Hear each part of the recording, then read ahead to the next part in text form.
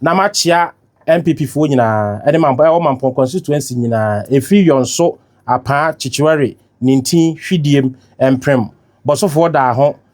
brukutu aso wa akase tunsuom zongo is zongo west new town ademra acheremade o fa kofi domi ose krum atonso aja mpeso adudwan o hwe sataso rasu sekruwa bosom cheche bunsu no bem bosofo aboantem obankwanta ene brengo boben chimfaso krobo kodru nkubeta na afam bresua afam PSKBP nyina mpon miami diem benim penten wase asem wada ne nama na okopie mu kofiase miami diem ene so wonim say yeko last ayina you say ma kofri kofiase me fa kofri ho magematum na hema ase magematum ama me fa free kofiase kofiase dynamics na asesa enti ho ya me diem kese pa nyame ya adom a me fa sa kwanya wis no ma invite mo ekina me ne mpanifo ne me supporters na ye kofiase SD church ye kwa akosomo ho na ye free ho afiko SD fo no omato mo sa frame wo program bi mi wo ha mentimi ama enti ene yo mo sa to mo sa frame for the third time no na ye say mitimi etu ho na mo enti nyame adom a me ne me supporters na ye kofiase SD church ochina na ye free ho a me ne Apicom ladies omo ye over 200 na obia be shede mo t-shirt fe a me picture bo ma bibia wom na ifiri ho a yakobo ye ho nkomo na ya san akwohwe kofiase project ne ye started project me ankasa me share for many ho ye even though my home pictures ni videos enti nyame adoma ochina ye beko na ya akwohwe se de e na me ne contractor so di nkomo na ya hwe timelines because e ho hia and titio no so kofiase and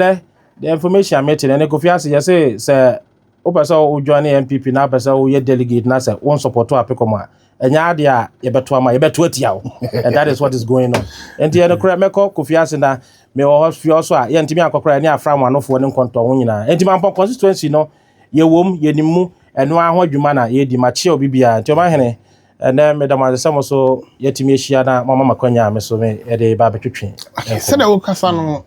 say who that confidence and say delegate na den on be more that opportunity to lead the party coming 2028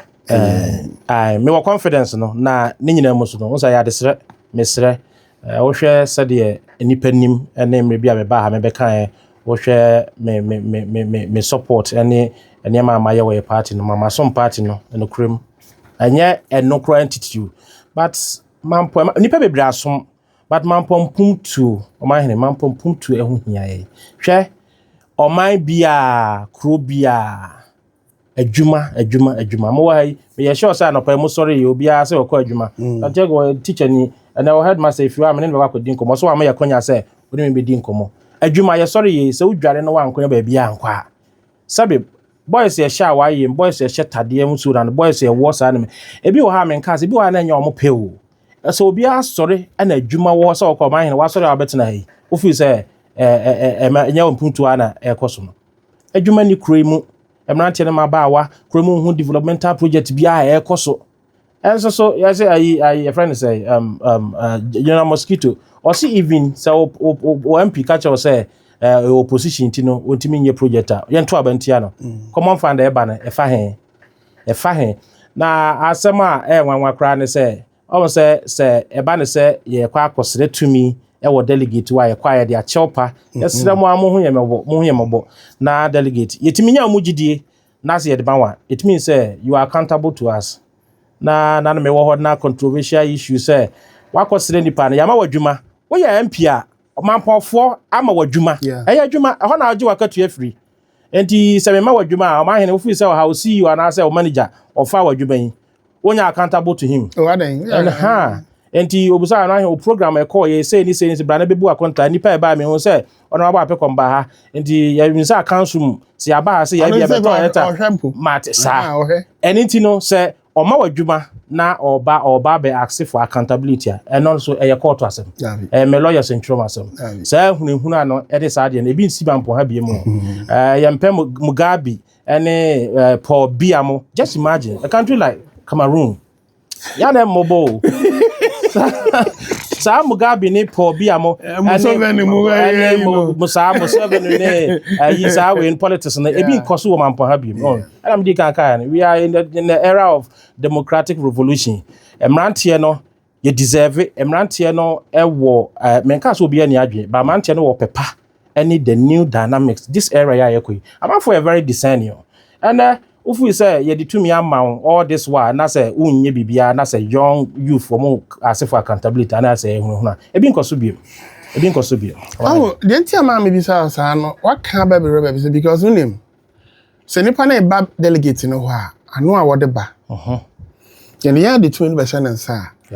and one problem at the MPP for co-position but basically from chairman so basically omo nya ntena sin hu say that problem so omo solve kofo a omo sere tumi no ma omo bo omo ma mba pa no omo ye ye hunahuna binom na ya dampa binom like the wokan sir nti delegate a ye hunahuna no party ni a ye use na di nya tumi ye ya doge no arehembe na onya se wo be yo memedi wachi onfa na reme se omu na se won so kwanye te se de obi di aya ne ne. This is what is happening. Oh yes, I mean and it's a problem MPP for tackle. Oh yes. And I want look at this me ba radio be cancer ben sem no me jawa be kan nyina. If say onim problem say wo nyina. Ade ba kwa ya na ya ne say politicians me ka ho. But media ya am say politicians sa na mo nyina amote no kra ni me nkwaji to me ni bi. If me kra be mama som be sin ma som party nyina I am contribution towards the party no emfa bibia ansha me inside bi ma kodi positions aya region bi ma kodi MP minister and at this point in kra na de me ni say nka wonwuma pa ene bededi ebe kasa at this time nyuma na wo he what I say o man ni wo hai wo si ade adwuma hia won say wo ye adwuma wo si obesan ba besra say ma menya adwuma obi anu so o man ni yentimi nyini fio so man ni bo adwuma pa na mom so mo adwuma pa na de na ese ama wana that chance de oba me ka de me ba de o kan so ehunehuna na de ba kwa ya ne say ya na ye politicians no omukuta adwen bi se sebe tafracho ye timamufo na sebe ye ni bi no ya na biamufo se ya adwene so but ya ade ba kwa ma hu Mampong cycle ne say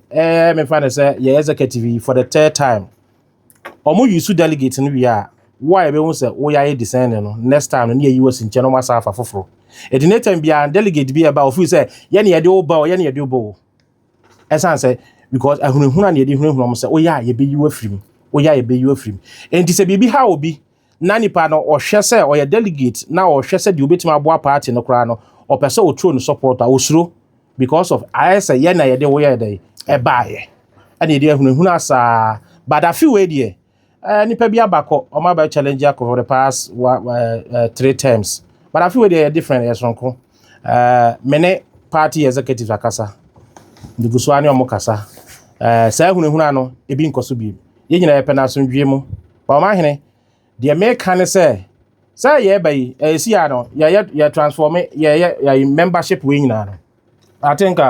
yeah, General Secretary Justin Kodia the IEB by say yeah publication by say beginning 24th of November I twemu yeah be party cars near the ade nyina na start near reform na manfo register e ba ne say ya na executive for mo so no e ho na mo fu so betima manipulate the system so wa ma ye nim na ya amfa wa ma de a wo ye side but Are say nka your party executive nka de nka minim kra say nka de nka stand neutral na obi ade the request abeto ani but the san say Mugabe sem ene for bi asem na e wo ho nti no obi asuro eni nti no obi a na ya pia omu nyina apushi omu nyina against omu nyina omo adwen ya ohwempanifo e wo mu ne ade but the me ho ne say this time they are tired except for some few no party executives no bebre no omabre ye baba ye delegate system yi ene ade nyina de amanfo aya ne se wo de enye din be mafia se momfu so mobo no omre ne machiri list omo ye nyina ye nim ne nyina ba de ba kwa ya me de ne se ani pere nyina so de omo nye se ya bre ne yankasa ne mo nye wie ne nya tumi ne wie a ane e behwe ba ma hene ade ba kwa mpese MPP fo nyina wa Asante Mampong constituency ha nyina be be so omo te ase ye ne se sa hu ane bi nkoso bi because on your party executives kasa ye pasumdwe omomomodia na Mampong sa notoriety na e wo ha na afibia ye ba be ye party reforms na ejadam na ye sei niema na manfo to niema wo party office no na bi court nya ade ba kwa meka manfo ata se court men ko bida se mi jawo e ma wo ye wo to aba no wie wo fom wo wie a me no ano no me accept me nko court no mom some ma wo chance am manipulate system say mafia party ebi nsi okay ebi nsi ye pena so ndwie mu omo me mmon kwa ho ban omo me mmon ajapade ho by this time omo mampodin no asundwie emra me ma issue threat bia wa but the make can say me Kofi Asare the nipa bebre hwehwa ne say the hope hope don amafu bebre pe obi obedi animu me maye makomete me ho say me di animu ensakra beba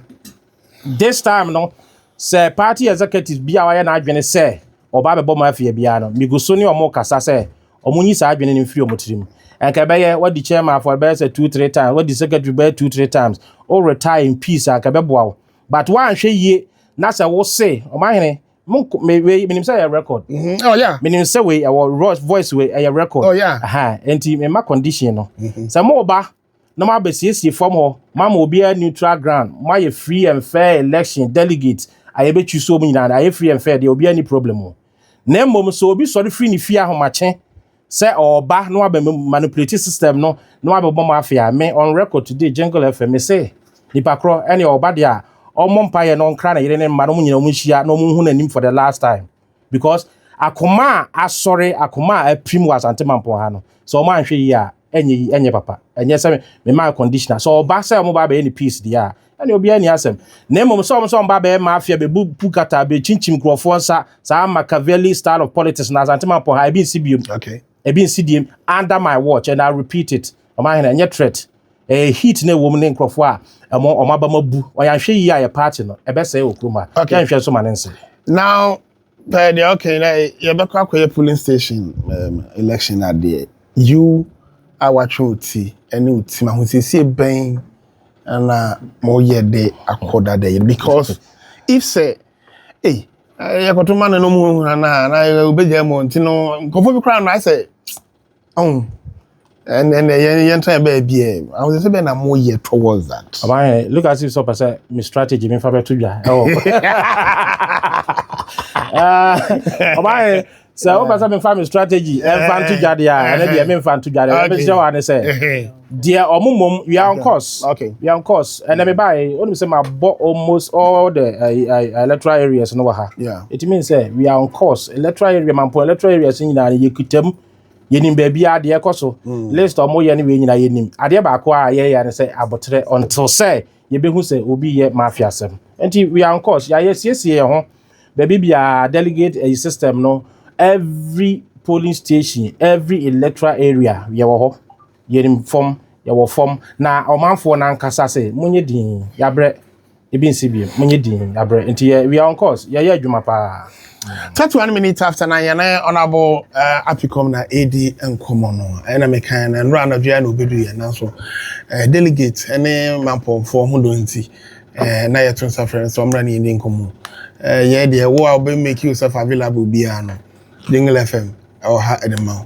minister party no yaso mo ye membership card or BB sir I think I 4 days and 3 days yeah also because publication by started from 24th of November cry okay yeah 24th of November until 93 yeah I think 28 yeah 4 days ago and you know the American say obi anfa ne honjim it doesn't matter baby o throw din afa ni nyina say we party member by see our party executive honam fi some dia hunu the American delegate ne Mampong for MP for nyina say what dey call na form no online mempese meka bibia e bia yeso ye ya ba say interrupted executive na dwuma enti obi akwa bia befa so bia party membership no forms no be any fee ka ho nyina no obi amfele ne form na yemfa da appropriate quarters na nyina yen register but dey ba kwa mpesa meka ne o ma hene omo betimi start say omo de ye ehunehuna e de ayese brane ma party ka say bia wo nye party member do delegate e bia won ka ho enya de let me tell you enya say the party executive dear free so haba no me ba besesa no this is not the first time Asade we ABC anytime bia ye reform your party ni bia especially your co-opposition na ye ne mahwiegu na so ye frase ya hyehya ya na sa ne ma we nyina tasi ba de ba ko a untimi nka say just imagine Mampong nipa 27,000 to abama MPP me boa enti say we capture all this say 36,000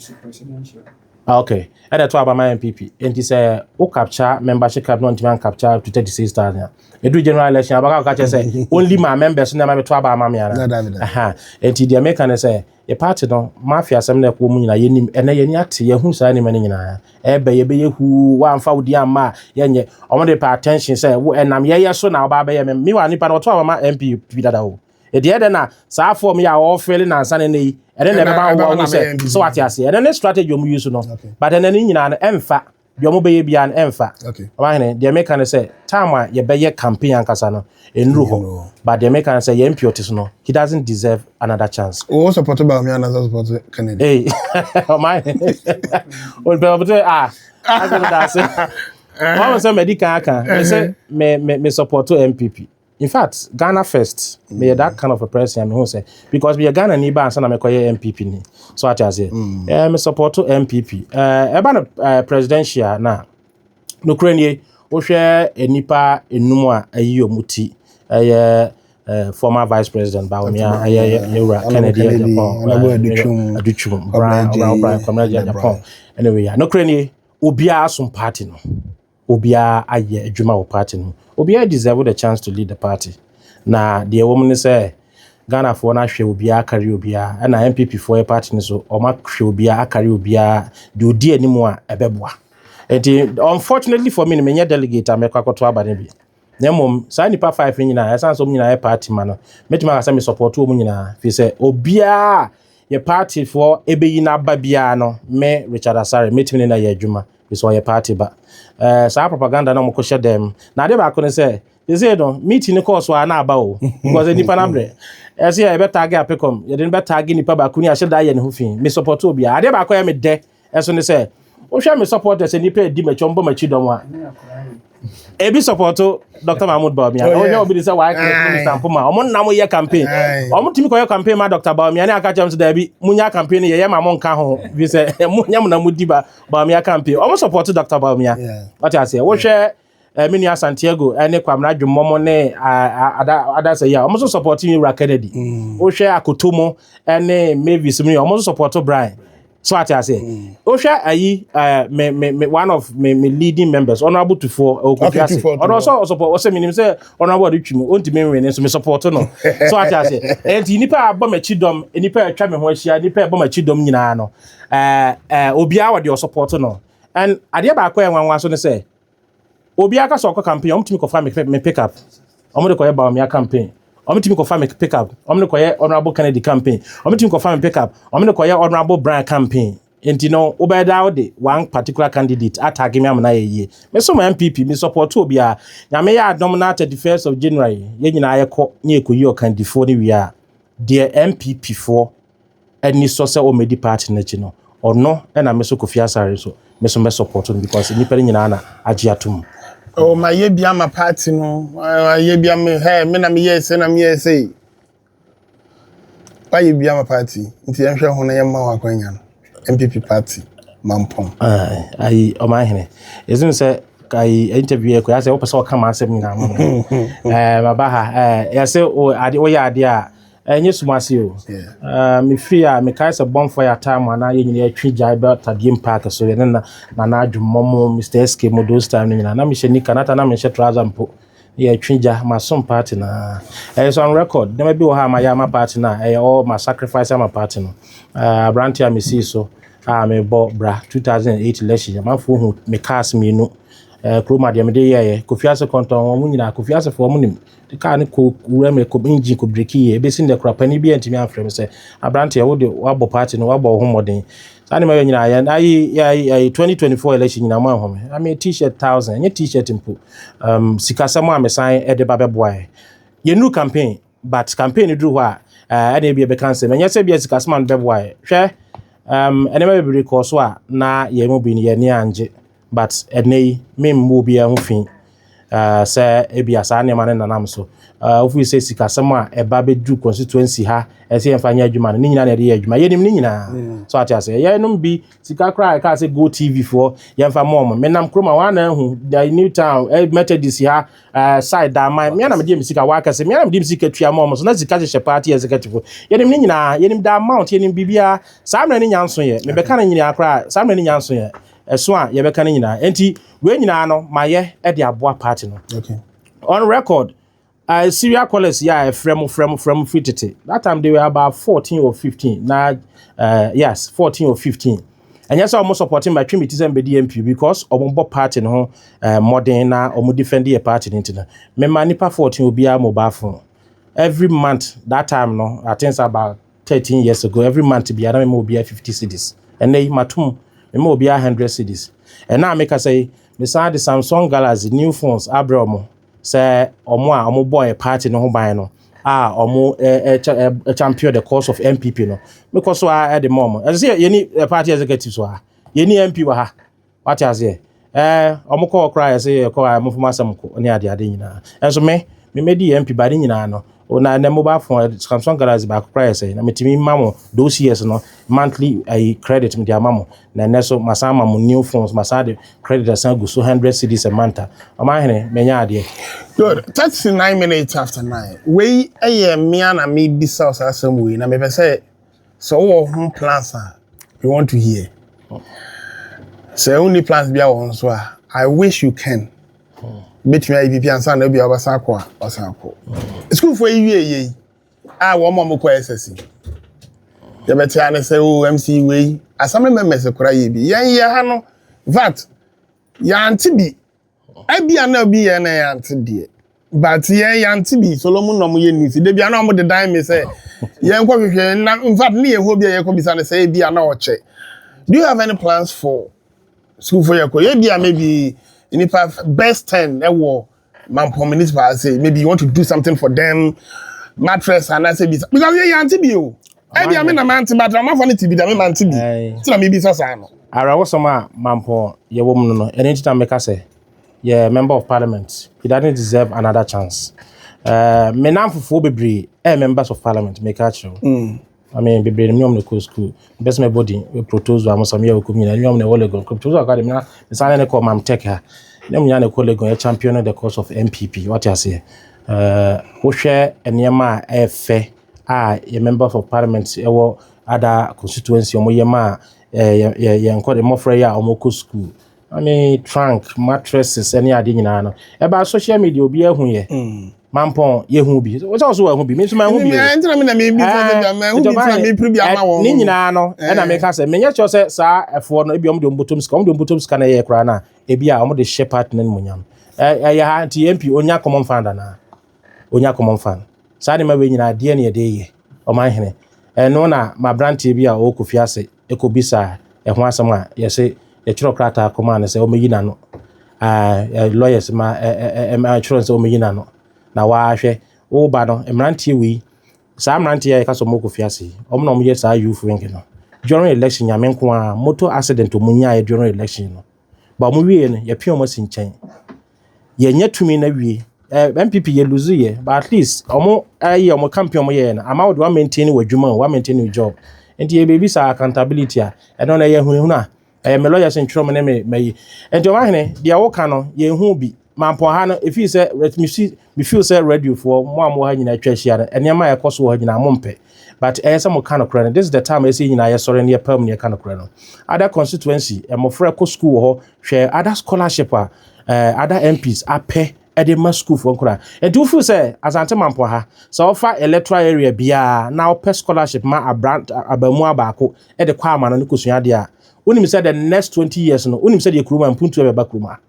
enema we nyina me da yeso if you say mofra bi wo ha omo ye very brilliant but needy omo ben omo nimade but omo jane omo na kra nyede eni bi ama hene enye radio so na mbetena tumi ho ye onkra bebre ha metuom school fees kra me nim omo eye true me am nkrofo ye omba honorable abrante we ahokyere wa ha we ni maame wa ha me nim omo bebre bi wo ha me ba no mo de wa ba chia me say oh we na wo kai say what you say nti be yes ane ma nyina but ebre du say eye say ye timi put pressure on our leaders na omutimi eye the needful na say asem so de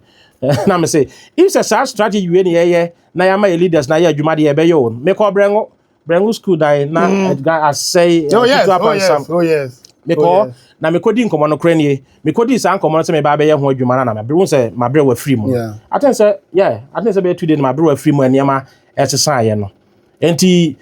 me free wa me ne omo kasa say me de carpenter ni kwa akohwe ene ade na afi de me te ya say obi say MPC o wa ba ye na mse lawa and I say ya say pressure say ne betuma putu amana ya adwuma de a ene ye be bobo mantam ya be hwe ba bia e ho ne ma na say ne akọ ya say me baba ya Apicom me say me baba ye no be ho say MP dimrika na say sabe unni opepade say ene ma say ikoso wo baba ye yi say wote say opponent and as obi oba contest okoye na de ho ayam hihia ene na wo akoma papa na e wo so pese obu mampon na so obo mampon empumtu oba so eto ma hene de wo kan me feel say wo da to me say utimi list and our identify sa amofra na bia we shall help them. Okay.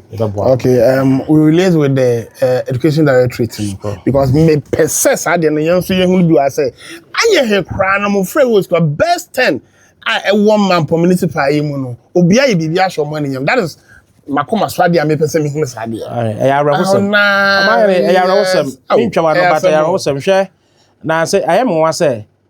ye penifo na agi seda bia no ye use strategy fa mpuchi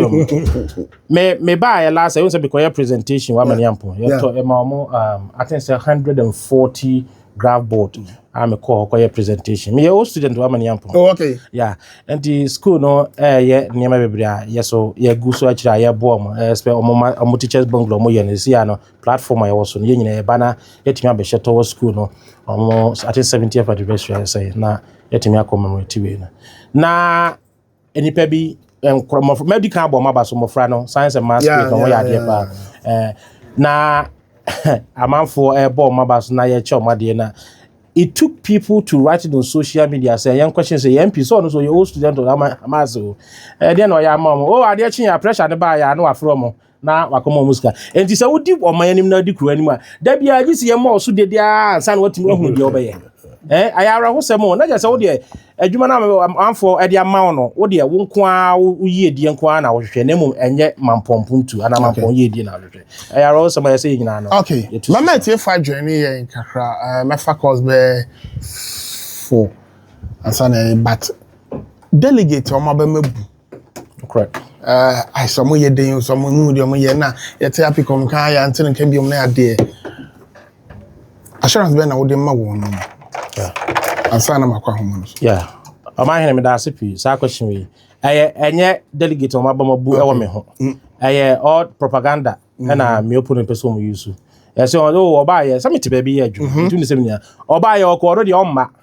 But me catch them Mampong for delegates. O ma hene me ba ye ma talk constituency nyina sana ma brewa ti no. Ma assure mo say ma declare say meba.